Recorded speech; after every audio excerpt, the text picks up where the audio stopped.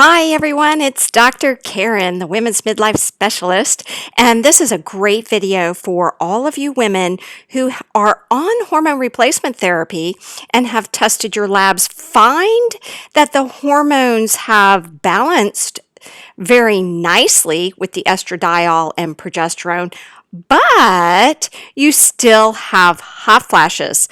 So let's take a look at EH. Now, I kind of met EH on Facebook. She has been very active, lovely lady, and she kind of fell into the category of women who had a hysterectomy and was told that she didn't need any progesterone. So EH is 61 years old. She had a hysterectomy. I can't remember how long. And she was placed on oral estradiol at 1 milligram daily. That's pretty much the classic dose orally. So she wasn't on any progesterone at all because she was told she didn't need any. And of course, you're much smarter than that. You know already that there are over 200 different receptor sites in the body that still need progesterone, including our breast tissue, where progesterone counteracts estrogen stimulation, as well as our brain and gut also need progesterone. So when she first asked a question on Facebook and told me that she was on estradiol, I told her, my goodness, you need progesterone as well. So eventually I suggested 4 pumps of Hormone Heaven twice daily to get her off of this oral estradiol. Now, 5 pumps twice daily is actually the equal dose of 1 milligram of estradiol. 1 milligram of estradiol daily is equivalent to 5 pumps twice daily. However, it was also my hope that getting her on progesterone, which Hormone Heaven has, as well as the additional estradiol, 4 pumps twice daily would be plenty, as well as just understanding what happens in a woman's body at certain levels. So I knew 4 pumps twice daily would be adequate. So here are her lab results.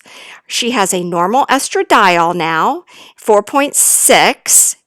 With hormone replacement therapy is between 8 and 12. They do give us an optimal range of 1.3 to 3.3 because this is where younger women sit at around day 19, 20, 21 of their cycle. And she has a normal progesterone level now, which she didn't have probably any progesterone previously with only oral estradiol, and then her ratio is beautiful as I would expect. Now it's 104, optimal between 100 and 500, and you're going to find out shortly how I'm going to bump this up just a little because we've got this other issue, estrone of 5.2, which we really want to get rid of. So she has an elevated estrone, E1. Her estriol, E3, is nice at 196, and that comes from the estradiol that is in the Hormone Heaven. Now, one thing that I want you to notice here is her BMI is 31. So she's overweight, 5.5 feet, 2 inches tall, and overweight at 170. So her body mass index is 31, and this is in the obese category. So this causes increased estrone levels, and it also causes many other problems that you well know about. All right, so let's go to the next slide I did for H on we're still in the assessment phase. Now let's look at testosterone of 21. It's lower than average for her age, and her DHEA is lower than average for her age as well. Now, where do I get that from? Because it certainly falls in the reference range. Well, let's just come on down here to the graphs here. This is her testosterone. Average, so for her age, normal is between this yellow line and this red line, and average for her age is the green line. So she's just a little lower than average for her age on testosterone, and borderline low of DHEA for her age at 61. Okay, now this is just her current therapy. She takes the topical BiEST. I happen to know by Facebook only, and so I know what she is on, and I recall the work with her on Facebook prior to her submitting these labs.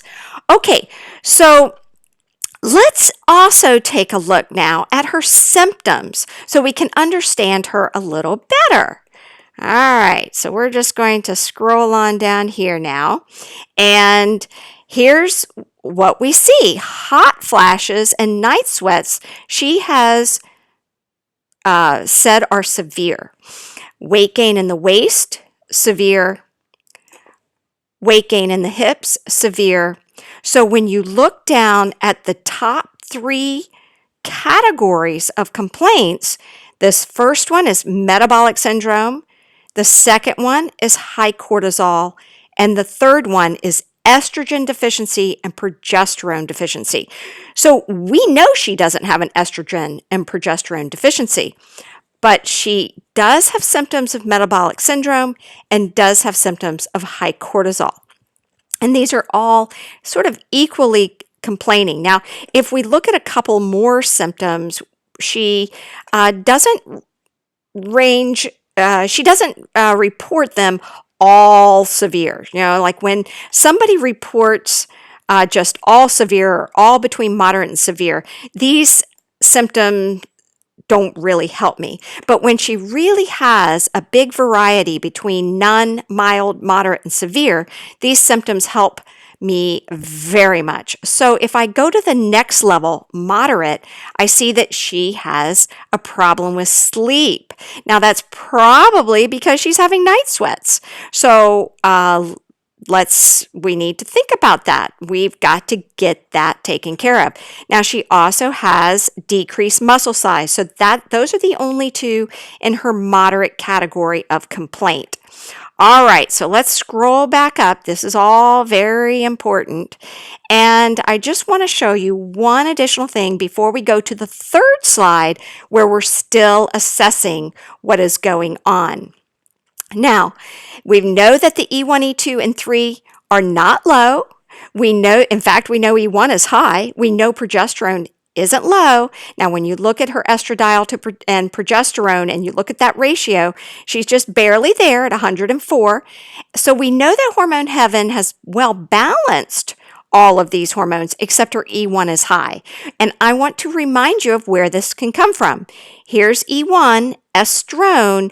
It can come from estradiol, which she's getting in Hormone Heaven, or it can come from androstenedione, which converts to estrone in fat cells. So the more fat cells that you have, the more estrone you have. So this is not something that we want. And so not just that being overweight is not good for you for many, many reasons.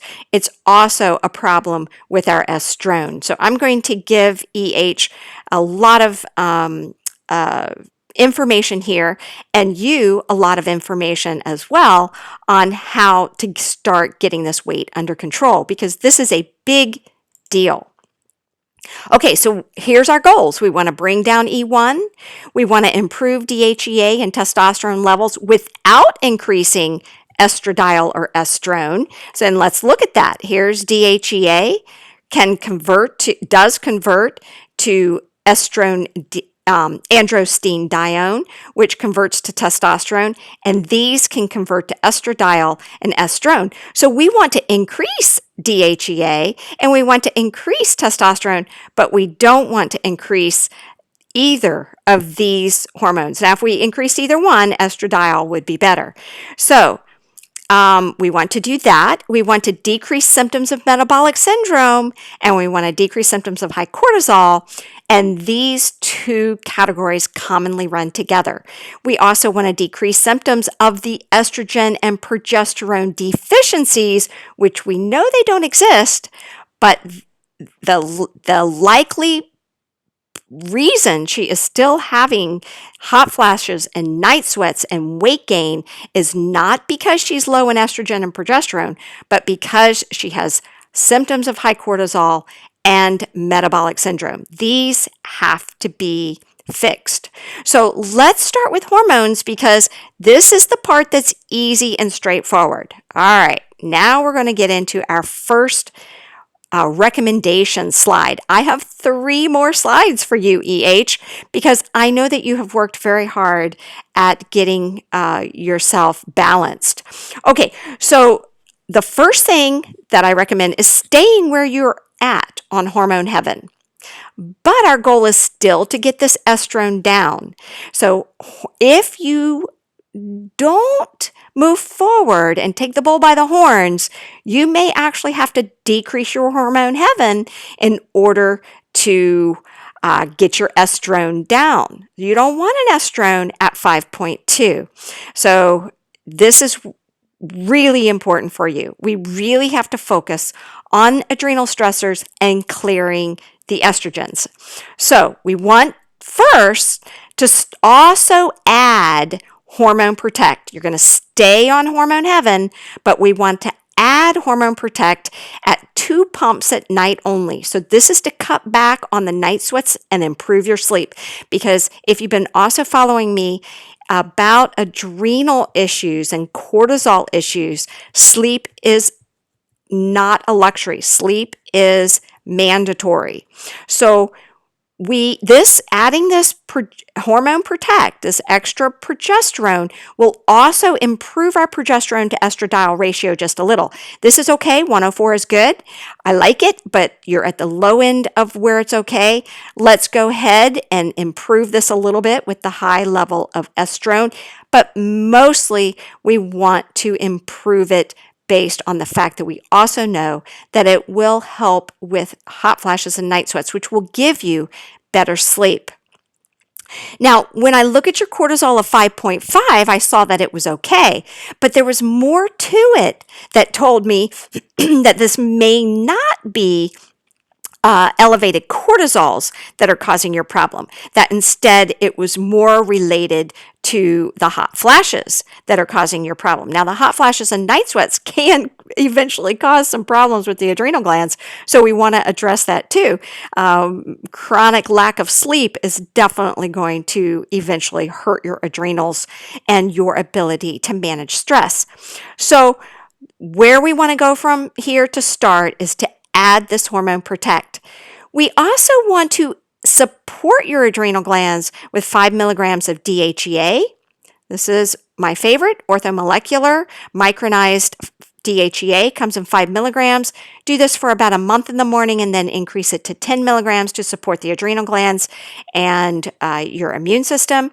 And then we also want to add Estrodem, orthomolecular Estrodem. This is, to me, one of the best products on the market. It's 2 capsules in the morning. It will help clear the estrogens and support healthy estrogen metabolites. So that's our first of 3 slides for your plan. Here's your next set. Now, I'm giving an option. This here should say and or, but I'm recommending one either suntheanine before bed and or Adrenavive before bed. Not in the morning. We usually use this in the morning. But the reason I'm not recommending it really in the morning is because you don't have a lot of problems with, you really ranked your stress level on the lower end of normal. So let's look here. Mild. So mild stress. So based on that, my suspicion is that we're talking about the sleep issue more than anything. So we want to calm things down for you at night.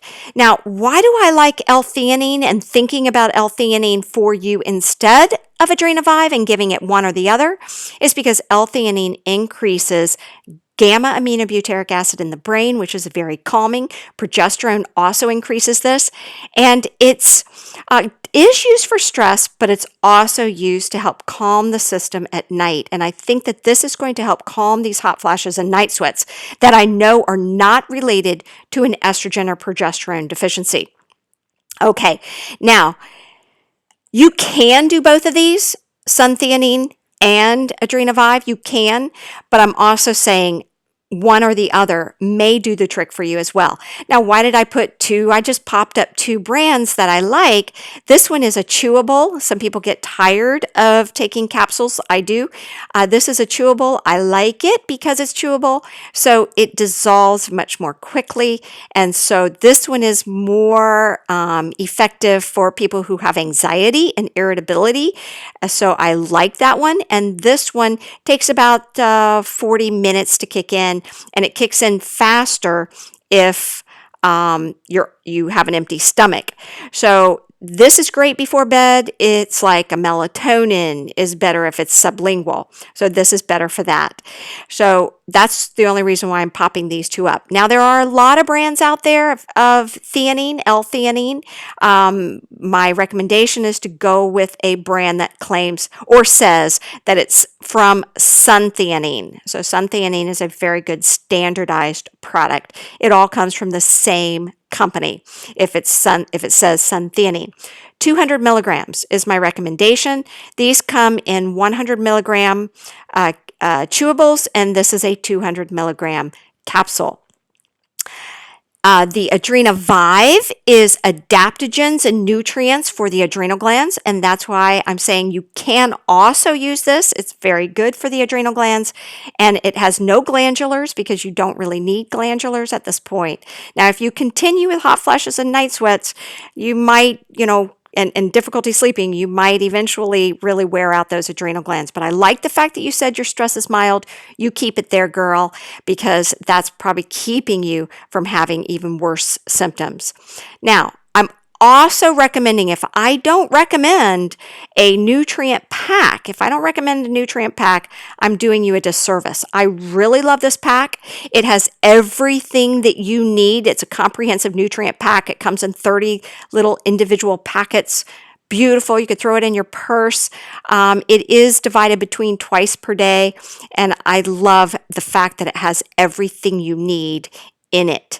Okay, so let's go to the last thing that's important. I have not shared this yet on any of these videos. So, I'm actually going to send people to your video if I am needing to talk to them about weight loss. It's not all of it here. I'll be giving a lot more information about weight loss as the year goes by, but I want to start now because you need this and you need it now. So this is what I'm recommending that you do right now. A low glycemic carbohydrate, healthy fat, adequate protein diet.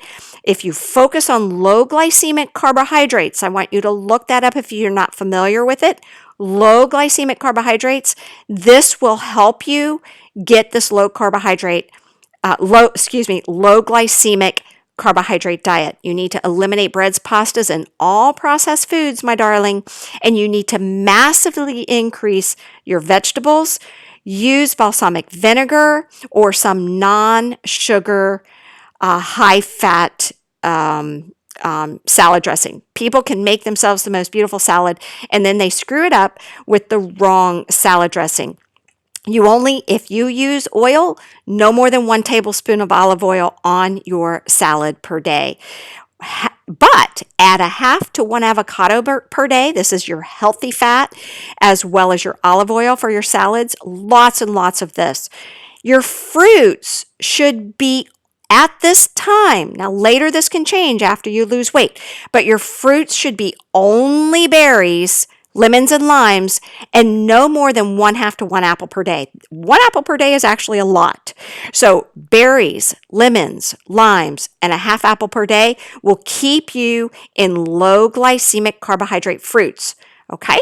Now, I do recommend organic berries because berries do do take up a lot of the toxins that are put on them in the garden. All right. So in farming, berries absorb a lot of that. They're usually on the top 10 highest absorbing toxins, and toxins can be a problem for elevated estrogen levels. So fruits, I prefer organic berries. I simply will not eat strawberries, even living outside a plant city, unless they are organic, because I am not going to poison myself with the chemicals that are inside strawberries. They're full of chemicals.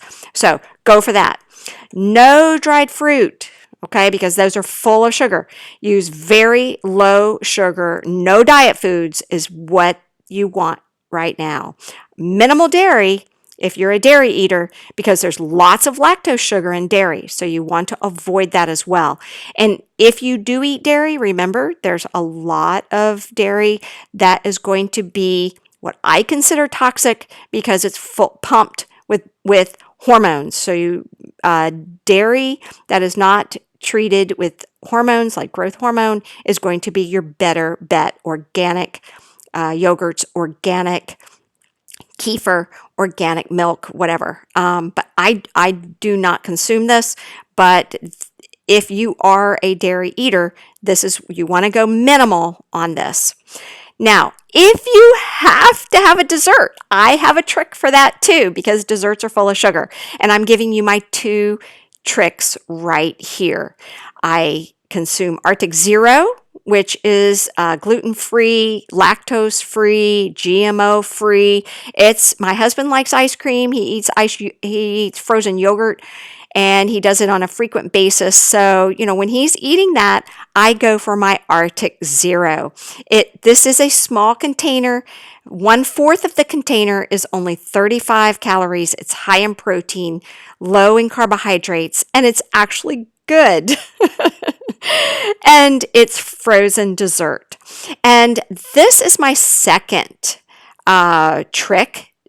And this is a dark chocolate, 85% and up of cocoa. Dark cocoa is low in sugar.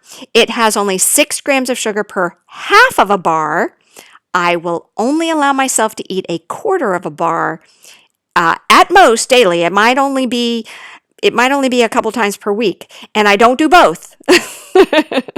Okay, so 6 grams of sugar per half a bar, and eat only a quarter of a bar for dessert. So you don't feel like you're deprived. This gives you something to enjoy when others are enjoying their desserts. Okay, my darling EH, this was for you. 6 slides. Go back, watch this multiple times. All of you who need to lose weight, focus on this as well, and your estrone levels will come down. Don't forget that estrodem. That's also important. And good luck, and let me know how you're doing. Have a great day.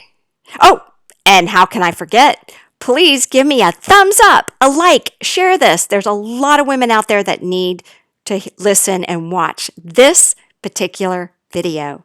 Okay, great guys. See you soon. Bye-bye.